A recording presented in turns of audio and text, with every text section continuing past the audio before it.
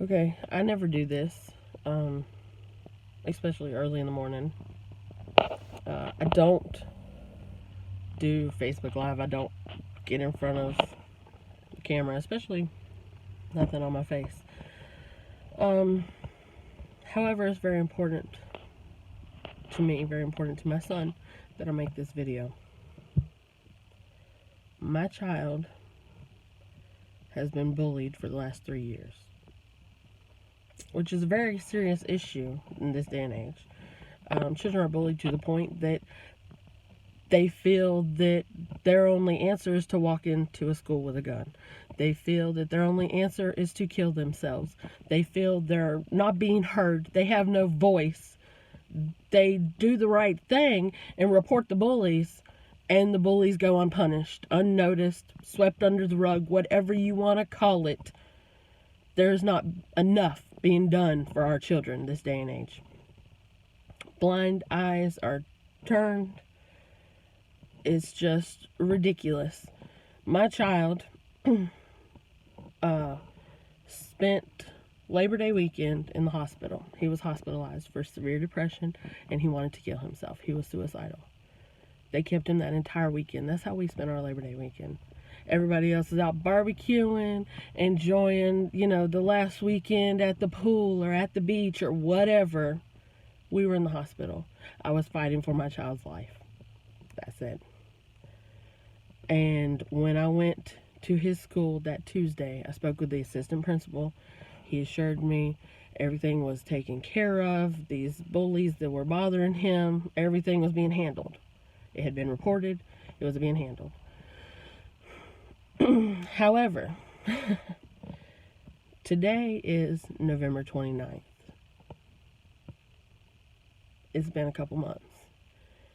And this morning, I had to force my child out of the car to go to school where he did not want to go, because these kids are still nagging him, are still bugging him, are still harassing him in the hallway, saying, "Oh, you're bullying me," when he's not saying a word to them, because it's gotten to the point where he has reported every bully in there, and now the bullies are harassing him in the hallway when they see him between classes, that they say, "Why are you bullying me? You're bullying me. Why are you bullying me?" And it has gotten so bad that last week was Thanksgiving. They went to school on Monday and on Tuesday. My child got sick on Monday and threw up, had to come home early from school. He did not go to school on Tuesday because he was still sick. So you would think, hey, he got a free week off of school, right? No, it was terrible. He was sick and he hated being sick. But Tuesday happened, and I found out yesterday, which was the following Wednesday, that on Tuesday last week, when he was not even at school, his best friend was asked in PE, "Hey, where's your friend?" And his friend answered, he got sent home early yesterday because he's sick. And he was like, "Why are you concerned?" Because he knows that these kids bully him, pester him, and bother him during this PE class and during every other class they have together and in the hallways. And they started a little spout in PE class. You know who got punished because he threw the first punch? My kid's best friend got punished because a bully was harassing him about my kid not being there. And where are these bullies? At school. At school. They were at school all this week. Today is Thursday. They have been there unpunished, unnoticed, swept under the rug, whatever, because another child threw the first punch, being the hero, standing up for my kid. He gets punished. He had out of school suspension every day this week so far because he got into a fight. This same child, he got in trouble a month or so ago, got sent to the office, and while he was in the office, one of the administrators, it was the assistant principal, made a racial remark against my child. And my son's best friend told my son, "Hey, he said this about you." And my son was like, "What?" I don't even identify with that race. What is he talking about? So I went to the school to have a meeting with the principal about this situation. And guess what happened? I went to the school and the principal wasn't there that day. He's the one who said, I'll see you first thing Monday morning. I showed up, bells and whistles, first thing Monday morning, and he dipped out. Really? When you know there's a situation going on in your school, you know a child is being bullied to the point that he wants to kill himself, you dip out of a parent meeting? No call. He did not call me that morning and say, hey, sorry, I'm not going to make it. Something came up. Or did not email me. No way of communication with me on this end at all to say, I'm not going to be there. In fact, he waited 2 days before he got in touch with me. He saw me at lunch on that Wednesday when I was supposed to see him on that Monday and talk to him. And he was like, well, I apologize. Something came up. However, I can assure you that what you think needs to be addressed never happened. I heard the whole conversation. I was my office is right next to that person's office, and I heard that whole conversation. But this child who said that he heard it from the assistant principal's mouth, he said that the principal was not in his office that day. That's why the assistant principal was handling the behavior situation with my child's best friend. The principal was not there that day either. So how did you hear it? And you're going to tell me to my face, lie straight to my face and say, it was never said, it never happened. That child is a troublemaker. He's constantly in the office, constantly in trouble. You know why he's constantly in the office? Why he's constantly in trouble? He's standing up for my kid. Because you're doing nothing. Everybody in that school is doing nothing. My kid is going unnoticed. He is being bullied to the point he wants to end his life, and you're okay with that? That is not okay. This is a human being. This is a 13-year-old boy. This is his life. And he's mine. And I will not let him become a statistic. I will not let him become the headline on a newspaper because you are doing nothing to protect my child who is under you in your building for 7 hours out of the day. 7 hours. He is entrusted to your care and to all the teachers around him. 7 hours.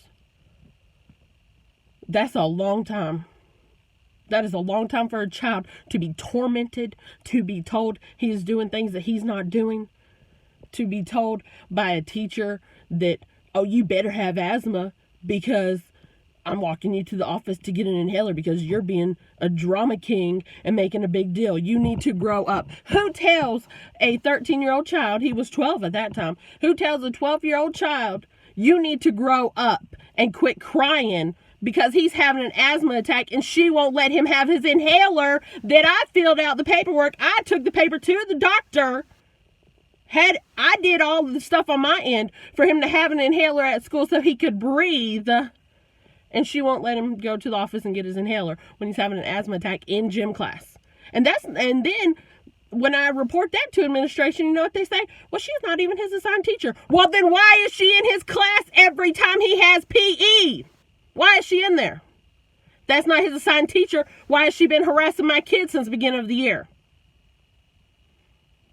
I have no answers. They have no answers for me. So if I have already emailed and I have tried to call everybody that I know to try and call and try to see and try to sit down and talk to and do this the right adult way, and the administrators can't be adults and sit down with me, I have gone to the superintendent. I have emailed him twice. I have called 3 times. He's never in his office either. He's always conveniently out somewhere or in a meeting or, well, he's not here right now. Can we take a message? I have left repeated messages. Superintendent has not called me back, has not emailed me back. Really? Who's doing what? Everybody anti-bully. We don't tolerate bullies in our school.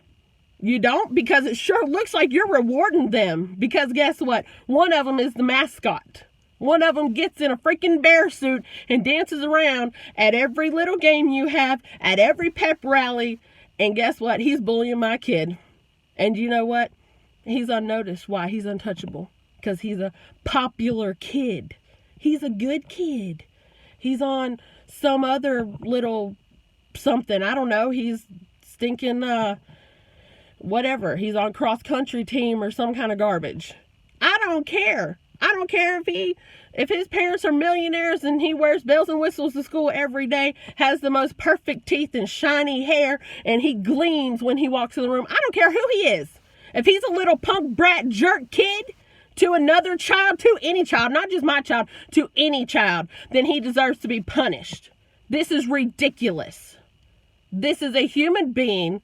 And I'm sure it's not just my kid. It's just my kid that has a friend who keeps standing up for him. And God bless you, man, for standing up for my kid. Because you know what? This day and age, people don't have each other's back anymore. People don't. People don't have adults' backs. They will stab you in the back. Your best friends will stab you in the back first chance they get. People don't have that this day and age. This is 2018, almost 2019. Kids aren't standing up for each other. Kids aren't being there. But this kid is a good kid. And the principal wants to tell me, oh, he's a troublemaker. He's in the office constantly because he's in trouble. He's in trouble because he's protecting my kid against your jerk butt bullies that you're letting get away with this. Constantly, every day, every week, all the time. My kid is tormented all day, every day. He doesn't want to go to school. Really? Severe depression. He was diagnosed with severe depression because he's being bullied. But you know, that's just nothing. It's, you know, it's being handled. Well, it's not being handled because every day he will come home and he will tell me about a different person that has said something to him. My child is growing his hair out, okay? He's a boy. He asked me last year, Mama, can I grow my hair out? And I told him, I was like, well, sure, it's just hair. And I was like, but why do you want to do it? And he said, because my science teacher was diagnosed with breast cancer. My aunt passed away from breast cancer. She lost all of her hair. She lost her identity, who she was. And guess what? My child saw his science teacher going through that same struggle. She lost all her hair. She was going through chemotherapy. She wasn't even there half the year. And my kid was like, Mama, she lost all her hair. And I want to help people like her, so that when they go through breast cancer, when they fight this disease, they have something. They have a part of them that they lost. My kid said this, and he was in the 6th grade. A 6th grade boy noticed his teacher was struggling and said, Mama, I want to help. So guess what? He has beautiful, curly, beautiful hair, just ringlets. And people bully him about that too. You look like a girl. Why don't you cut your hair? Why are you growing your hair out? You say you're going to donate it. When are you going to donate it? And I know it's middle school. They're little jerk butt kids. But words cut deep. And when they get in your heart and in your head, and you're to the point that you can't hear anything but those negative voices in your head, no matter what I do to try and encourage him, he has a great support system. He has people all the time talking to him, high-fiving him, hugging him, loving on him. But he doesn't think of that on bad days. When he's being bullied at school, he's not thinking about the people that love him. All he's hearing is that negative voice. It has to stop. The point of this video is not any kind of glory for me, any kind of look at me because I'm not that person. What I hope to accomplish with this video is that something gets done. It's not just my kid. It's everyday America. It's every school, every elementary school, every middle school, every high school. It's every school in America. This is going on. And it's a zero tolerance bully policy, right? But yet the bullies go unnoticed. My kid who's being bullied goes unnoticed. Thankfully, I caught on to what was going on with my kid. And I did the right thing. I took him to the hospital and I said, I need help because I can't help him anymore. Me encouraging him, other people encouraging him, great, awesome people in his life talking to him, encouraging him is not working anymore. Prayers are not working.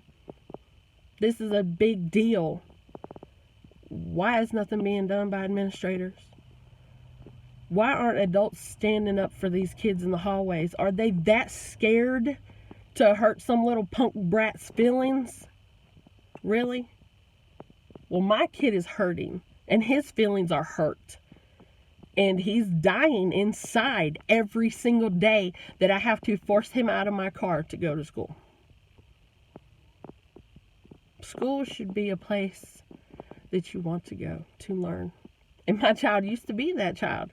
He strived. He wanted to go to school every single day. He was up and crack of dawn, ready to go out the door, wanted to be there early even before they even opened the doors. Now I have to fight him to get out of my car every day. Every day. My child loves to read. He loves to sing. He's not even, he struggles in math, but he loves math class. He loves science class. He loves it. He likes his teachers. He has nothing against his teachers at all. But when they don't stand up for him, and when they call him out in class and say, hey, this child is saying that you're bullying him, what's going on? And my child tries to say, I'm not bullying him. And that teacher continues to say, well, part of growing up and being an adolescent and becoming a man is honesty. You need to be honest with me. And my child is being honest with you. And you're trying to tell me he's not being honest with you? Because some other little punk brat kid who happens to be the school mascot is telling you he's bullying me, and you don't get to the root of, well, what was he bullying you about? What did he say? What's going on? Let's talk about this on a deeper level.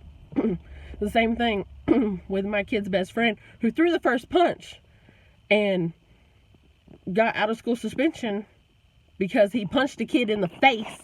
Doesn't matter that he got tripped and kicked once he was down on the ground.